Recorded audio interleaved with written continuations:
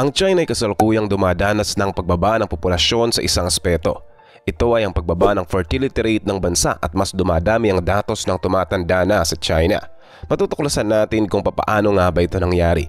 Ang datos na ito ay nagpapakita ng bilang ng mga pagsilang at kamatayan sa China sa nakaraang 60 taon. Sa karamihan nito, mataas ang bilang ng mga pagsilang, ngunit noong 2022, mas marami ang namatay kaysa sa mga ipinanganak na nagdulot ng pagbaba ng populasyon nito para sa unang pagkakataon sa loob ng 6 na dekada.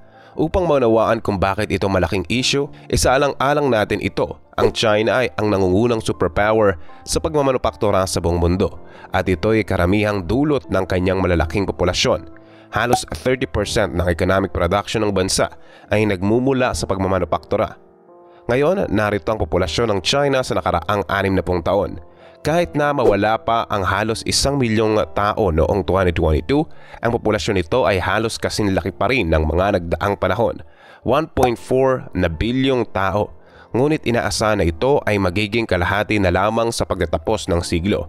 Sa paglipas ng mga taon, ang paglaki ng China at ang mga patakaran nito ay nakatulong sa pagbawas ng populasyon. Ngayon, itinuturing nito na baliktarin ang takbo upang mapanatili ang paglaki ng populasyon. Ang problema ay maaaring huli na ito. Noong 1950s sa ilalim ni Mao, nagkaroon ng isa sa pinakamapinsalang taggutom sa kasaysayan. Namatay ang 30 milyong tao.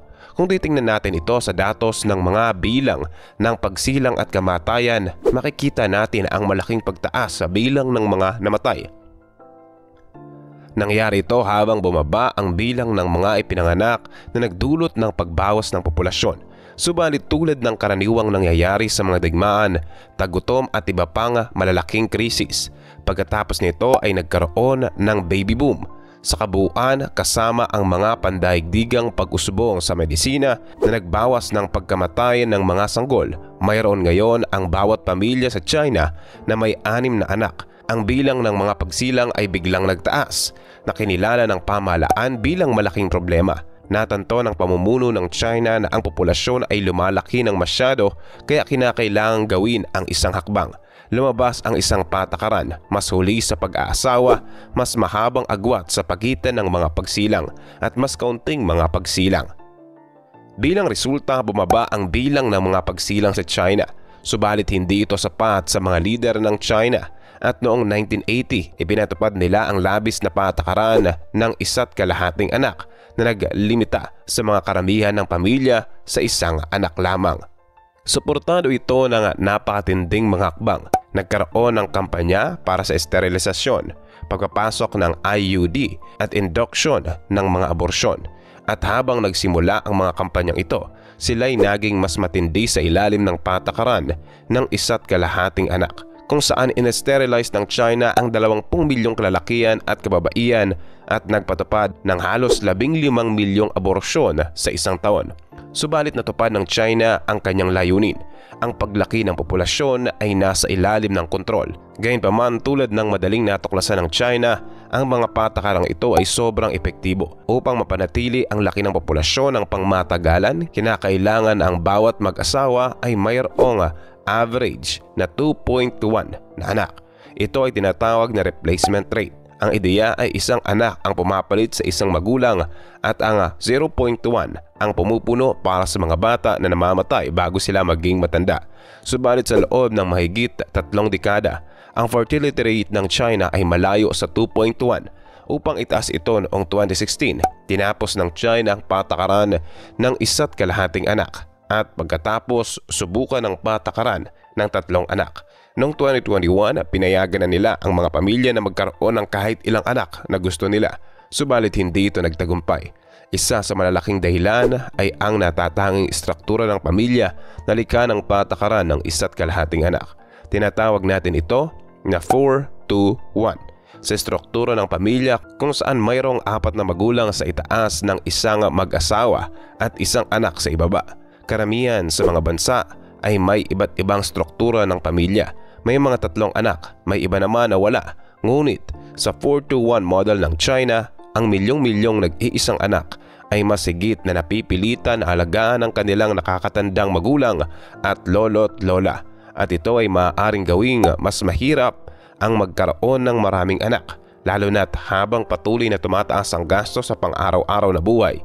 Isang kamakailang survey ang nagpakita na mahigit sa 50% ng mga kabataan ay hindi nais magkaroon ng higit sa isang anak dahil sa mga financial at work pressures. Nakita natin ang mga cash subsidies para sa karagdagang pagsilang, may mahabang mga maternity leave, suporta para sa kindergarten at iba't ibang klase ng pinansyal na tulong. Ngunit ang totoo, halos wala sa mga ito ang nagtagumpay dahil ang pagkakaroon ng anak ay labis na mahal at ito ay isang panghabang buhay na responsibilidad. Kaya totoo na mahirap at ito isukat sa halaga. Pero ang krisis sa populasyon ng China ay hindi lamang tungkol sa mga sanggol. Ito rin ay tungkol sa balanse sa pagitan ng mga kabataan at mga matatanda.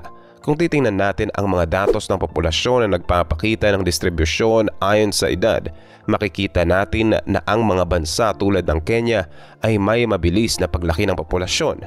Ay ganito ang anyo, malapad sa ibaba na nagpapakita ng maraming kabataan at makitid sa itaas. Ang mga bansa ay may mabagal sa paglaki tulad ng Pilipinas at patuloy na triangular. Ngunit ang pagkakaiba sa pagitan ng itaas at ibaba ay hindi gaanong malinaw.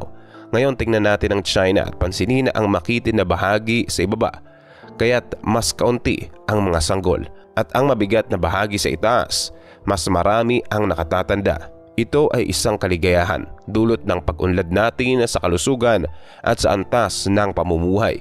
Ngunit kapag ito ay pinagsama sa patuloy na mababang fertility rate, nagre-resulta ito sa patuloy na pagtanda ng populasyon.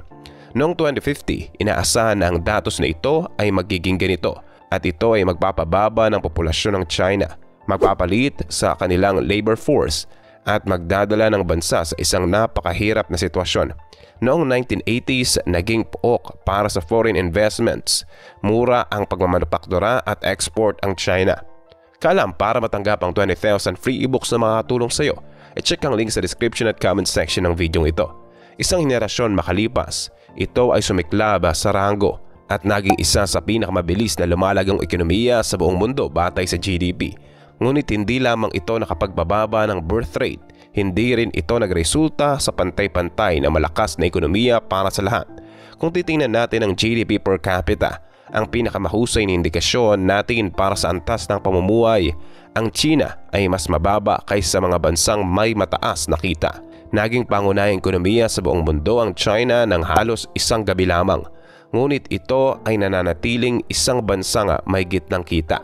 Marami, lalo na sa mga rural na lugar, ay hindi gaanong nakinabang sa ekonomiyang pag-usbong ng China. At ang China ay kailangang mag-develop ng mga kinakailangang safety net upang suportahan ang kanilang nakakatandang populasyon. Ang pagtayo ng social infrastructure tulad ng mga programa sa kalusugan at mga pensyon, ito ay nagdadala ng oras. At ito ay nagiging mas mahirap dahil sa pagbagal ng ekonomiya. At ang mas mabagal na ekonomiya ay tiyak na magpapabago sa papel ng China sa mundo bilang isang manufacturing superpower. Ang ibig sabihin nito para sa China, para sa mundo, ay na ang mga limitasyon mula sa loob ng makakakontrol rin sa ambisyon ng China at sa kanyang global na pag-iral. Sa ilang aspeto, hindi nag-iisa ang China. Maraming bansa sa Asia at Europa ang nakakaranas din ng pagbaba ng populasyon. Ang nagpapakaiba lamang sa China ay kung gaano kabilis ito nangyari. Ilang dekada lamang ang nakakalipas ng simula ng China ang paggamit ng kanilang lumalagong populasyon upang maging isang economic superpower. Sa kabila ng pagtangkang pigilin ang paglaki ng populasyon, ngayon ay opisyal na wala ng paglaki ng populasyon sa China. Maaaring kinakailangang mag-isip muli ng China tungkol sa kanyang kinabukasan, hindi lamang bilang isang global superpower kundi pati na rin para sa kanyang mga mamamayan sa loob ng bansa. Kaalam, anong masasabi mo sa ating nakakamanghang topic ngayon? Anong masasabi mo sa nangyayari ngayon sa populasyon ng China? Aantayin ko ang sagot mo sa comment section. Huwag mong kalimutang i-like ang ating video at mag-subscribe ka na rin sa ating channel. At siguraduhin na panoorin ang next videos na siguradong magugustuhan mo. Ito ang inyong kaalam na nagsasabing, knowledge has a beginning but no end.